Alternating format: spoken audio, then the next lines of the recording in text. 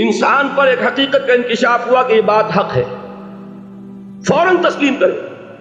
کسی مصلحت کی وجہ سے، کسی بزدلی کی وجہ سے، کسی لالچ کی وجہ سے، کسی اپنی سیادت یا قیادت کی وجہ سے کیسے مان لوں؟ لوگ کہیں گے کہ یہ نیچے ہو گیا، وہ اونچا ہو گیا جس کی بات مانی. کسی وجہ سے رک گئے تو اللہ تعالیٰ اندر سے وہ جو استعداد ہے حق کو پہچاننے کی وہ سلب کر لیتا. وَنُقَلِّبُ أَفْئِدَتَهُمْ وَأَبْصَارَهُمْ، ہم الٹ دیں گے ان کے دلوں کو بھی اور ان کی آنکھوں کو بھی.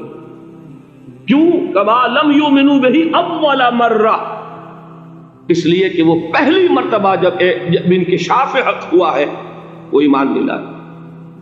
اس کا میں ایک واقعہ آپ کو سنانا چاہتا ہوں کہ کس طرح صحابہ کرام پر بھی وقتی طور پر یہ واقعہ اگر صحابہ کرام کا نہ ہوتا تو یہ حقائق سمجھ میں نہ آتے.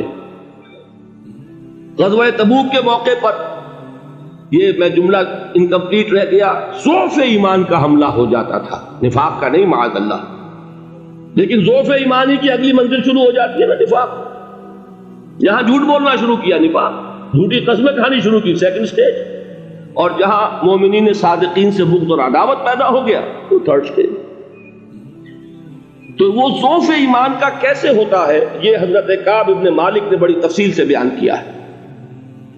غزوہ تبوک کے موقع پر جہاں منافقین نے آ کر جھوٹے بہانے بنائے، جھوٹی قسمیں کھائیں اور حضور سے ایگزمپشن لے لی، چھٹی لے لی، رخصت لے لی، وہاں 3 ایسے صحابہ بھی تھے جو مومن صادق تھے، لیکن وقتی طور پر شیطان نے انہیں ورغلایا. کیسے ورغلایا وہ سمجھ لیجیے. کعب ابن مالک نے تفصیل سے بیان کیا ہے اور میرے نزدیک یہ جہاں تک میرا مطالعہ ہے طویل ترین حدیث ہے، بخاری اور مسلم میں بھی موجود ہے. حضور جب واپس آئے ہیں اور اب آپ نے ایک ایک کو بلایا، جن لوگوں نے تو پہلے جھوٹی قسمیں کھا لی تھی ان کو تو بلانے کی ضرورت نہیں تھی، لیکن کچھ لوگ ایسے بھی تھے کہ جنہوں نے ایگزمپشن بھی نہیں لی تھی اور گئے بھی نہیں تھے. اب ان کو آپ نے ایک ایک کر کے پیشی ہوئی، آپ کیوں نہیں گئے تھے؟ تو اب جو منافقین تھے ان میں سے انہوں نے اس موقع پہ جھوٹی قسمیں کھا لی.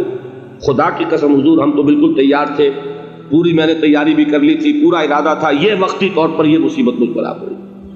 جس نے قسم کھائی انہوں نے کہا اچھا ٹھیک ہے جائیے. کعب ابن مالک کی باری آئی تو ان کے الفاظ اپنے یہ کہ جب میں پیش ہوا تو حضور کے چہرے مبارک پر ایک غصے والی مسکراہٹ تھی. زہر خند کہتے ہیں، ایک مسکراہٹ ہے لیکن غصے کے ساتھ، غضبناک. آپ فرمائیے آپ کیوں نہیں گئے؟ حضرت کعب یہ فرماتے ہیں کہ میں نے عرض کیا کہ حضور زبان میرے پاس بھی ہے، جھوٹ میں بھی بول سکتا ہوں، لیکن جھوٹ بول کر میں اس وقت آپ کی ناراضگی سے تو بچ جاؤں گا لیکن اللہ کے پکڑ سے نہیں بچ سکوں گا. میں اعتراف کرتا ہوں کہ جتنا صحت مند میں اس زمانے میں تھا کبھی نہیں تھا، جتنا فارغ البال اس وقت تھا کہ میرے پاس ساز و سامان موجود تھا راستے کے لیے، اتنا میں کبھی نہیں تھا. لیکن ہوا کیا؟ ہوا یہ کہ مجھے میرے نفس نے، شیطان نے پٹی پڑھائی. وہ پٹی کیا پڑھائی کہ حضور تو 30,000 کے لشکر کے ساتھ چلیں گے تو لشکر تو سلولی موو کرے گا نا، تمہارے پاس بڑی تکڑی، بڑی توانا صحت مند اونٹنی ہے، تم ذرا 2 دن بعد چلنا تیزی کے ساتھ اور حضور سے مل جانا، بس یہ تاخیر کا اربا. تو انہیں خیال آیا کہ ابھی 2 دن گھر کی ٹھنڈی چھاؤں ہے، میں یہاں پہ جو آرام ہے وہ کر لوں. مجھے جگر کا شعر یاد آیا ہے کہ تپتی راہیں مجھ کو پکاریں، دامن پکڑے چھاؤں گھنیری. ایک طرف فرض کی پکار ہے، اس میں تو ظاہر بات ہے کہ وہ تپتی راہیں ہیں، لا تنفروا فی الحر سنا چکا ہوا ہے. یہاں گھر میں، نخلستان میں، کھجوروں کی چھاؤں میں، اہل و عیال میں یہ ٹھنڈی چھاؤں جو ہے یہ پکڑ رہی ہے. بھائی 2 دن ٹھہر کے چلے جانا، ٹھیک ہے، کوئی نیت میں خرابی نہیں ہے نا. اس کے بعد پھر جب ابھی 2 دن اور ٹھہر جاؤ، یہ تو بڑا لمبا سفر ہے، ذرا تیز اور دوڑ لینا.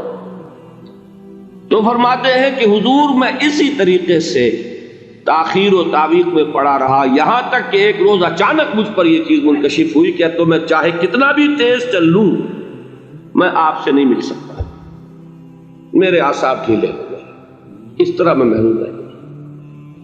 حضور نے بائیکاٹ کا حکم دیا صحابہ کو، 3 صحابہ تھے ایسے، 2 اور تھے جنہوں نے اسی طریقے سے اعتراف کیا۔ حضور نے حکم دے دیا کوئی ان سے گفتگو نہ کرے، سوشل بائیکاٹ، بڑی سخت سزا تھی جو دی گئی ہے، اس کی بڑی تفاصیل ہے، اللہ تعالیٰ شوق دے تو وہ حدیث پوری پڑھی ہے، میں نے تو 2 جمعوں میں ایک مرتبہ صرف اس ایک حدیث کو بیان کیا تھا، شاید کئی کیسٹس ہوں میرے ہاں، ہمارے نمبر کوئی مجھے یاد نہیں ہے، لیکن یہ بڑی عجیب حدیث ہے۔ لیکن اس میں جو اصل سبق ہے وہ کیا ہے؟